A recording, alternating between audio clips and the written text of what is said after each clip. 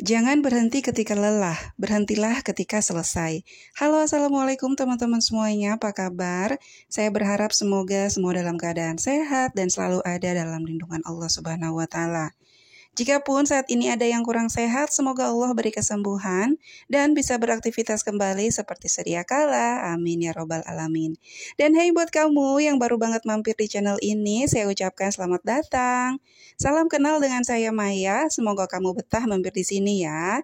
Sebelum lanjut nonton videonya, silahkan ditekan dulu tombol subscribe-nya sebagai tanda kamu support channel ini.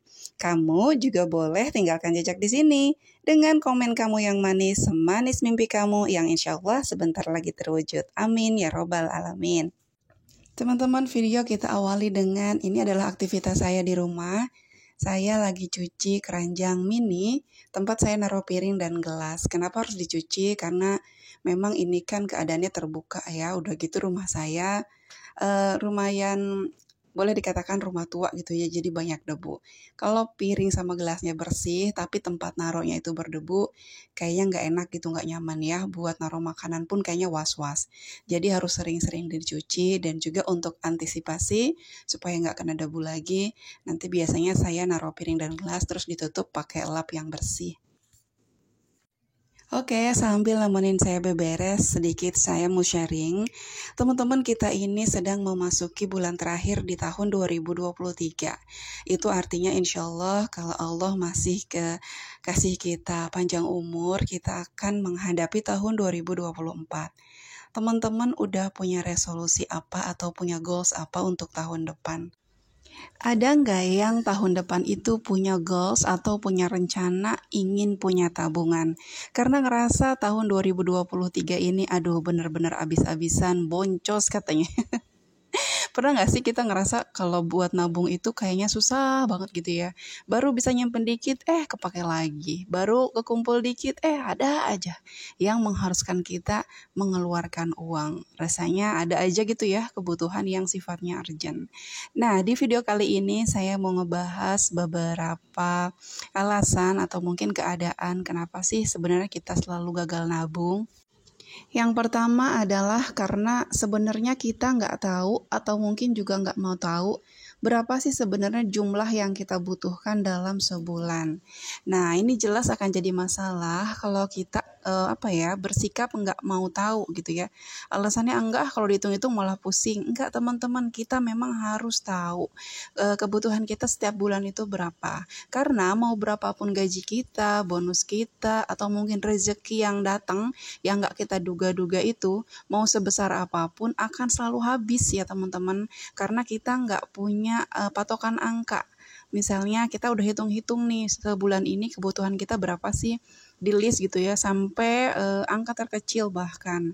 Jadi kebutuhan anak sekian, listrik sekian, terus di total-total misal katakan 6 juta atau 5 juta lah. Terus bulan itu kita punya pemasukan 6.500.000 gitu. Nah, kalau kita udah tahu kebutuhan kita berapa, terus pemasukan kita bulan itu ada berapa, kita mungkin akan lebih mudah untuk bisa menyisihkan. Nah, sekarang yuk kita coba belajar untuk cek berapa sih jumlah kebutuhan kita sebenarnya. Dicatat dulu sampai hal terkecil. Kenapa? Supaya kita bisa lebih mudah untuk belajar menabung. Kalau misalnya belum tahu atau nggak mau tahu, ya pasti berapapun uang yang datang ke kehidupan kita akan pergi sejumlah itu juga. Dalam artian masuk 10, keluar akan 10 gitu ya. Jangan setelah itu terus kita bilang, aduh gajian cuma numpang lewat doang. Berikutnya adalah tidak punya tujuan keuangan. Nah, kalau kita nggak punya tujuan keuangan, gimana kita bisa nabung? Kita aja nggak tahu targetnya berapa-berapa gitu ya. Jadi coba miliki angka yang jelas sebagai tujuan kita menyimpan uang, supaya langkah kita itu lebih mantep. Jadi bukan cuma seadanya dan sebisanya. Misalnya, saya mau akhir tahun 2024 saya punya uang 5 juta atau 10 juta atau berapapun lah itu ya yang teman-teman mau. Atau contoh lain, Juni tahun depan anak saya mau masuk SMP misalnya, atau masuk SMA, atau mungkin ada yang mau kuliah. Pasti saya butuh dana yang gak sedikit. Beli seragam, alat tulis, jaga-jaga kalau akhirnya nanti anak harus masuk sekolah swasta misalnya, yang biayanya Masya Allah gitu. Nah itu semua harus kita rencanakan, kita ikhtiarkan. Masalah tercapai atau enggak, biar itu jadi urusannya Allah ya. Allah yang tentukan, tugas kita mah cuma mengusahakan aja mam. Jadi, usahakan hidup ini harus punya arah ya teman-teman. Jangan punya prinsip, ya saya mah ngalir aja lah kayak air. Jangan. Iya, kalau ngalirnya ke tempat yang bagus, ngalirnya ke tempat yang terang gitu ya. Kalau ke tempat gelap dan buntu, nah makanya dalam hidup ini yuk kita belajar sama-sama nih, sekalian saya juga reminder untuk diri sendiri. Kita hidup harus punya goals atau harus punya tujuan ataupun target. Kalau dalam hal ini ya tentang angka ya, berapa sih jumlah uang yang ingin saya amankan dalam hidup saya? Berikutnya, karena penghasilannya belum cukup. Jangankan untuk nabung, untuk memenuhi kebutuhan setiap hari aja nggak cukup. Coba kita hitung ulang. Bener nggak sih penghasilan kita yang sedikit? Ataukah gaya kita yang elit padahal hidup masih sulit?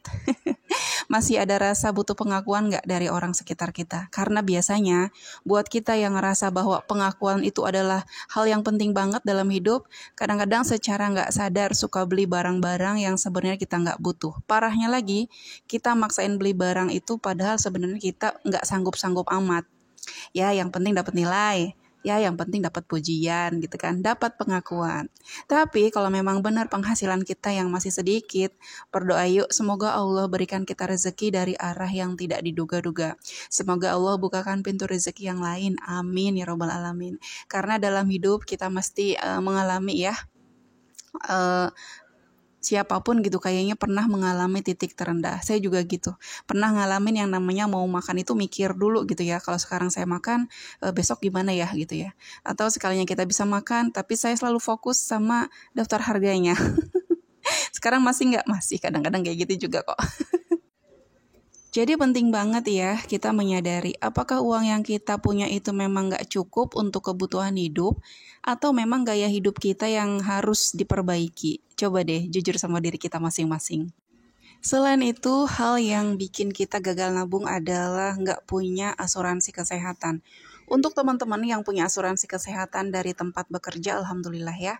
Bagi yang tidak ada, silahkan bisa diurus asuransi yang diberikan oleh pemerintah.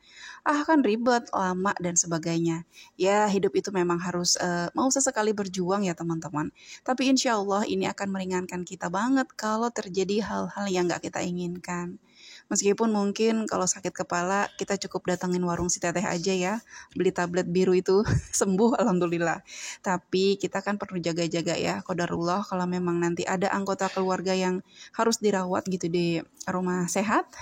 Jadi minimal kita bisa fokus untuk kepada pasien gitu ya. Jadi fokusnya tuh nggak terpecah, harus mikirin pasien juga, harus mikirin diri kita, mikirin yang di rumah, belum lagi mikirin dana untuk biaya di rumah sehat ya. Poin berikutnya adalah punya kecenderungan menunda. Nah, ini adalah mungkin kebiasaan kita ya, saya khususnya. Jadi ketika terima gaji, saya untuk nabung tuh selalu nunda, nanti aja gitu. Padahal sebenarnya kalau sekali saat saya nerima gaji, misalnya saya langsung menyisihkan tanpa dientar-entar, mungkin aja ada beberapa jumlah yang bisa saya selamatkan gitu ya. Yang berikutnya atau ini yang terakhir adalah utang. Utang itu diperbolehkan ya teman-teman, artinya memang tidak diharamkan gitu. Tapi utang juga bisa kita lihat ini penting atau enggak sih, atau cuma untuk gaya-gayaan aja untuk memenuhi gaya hidup kita gitu ya.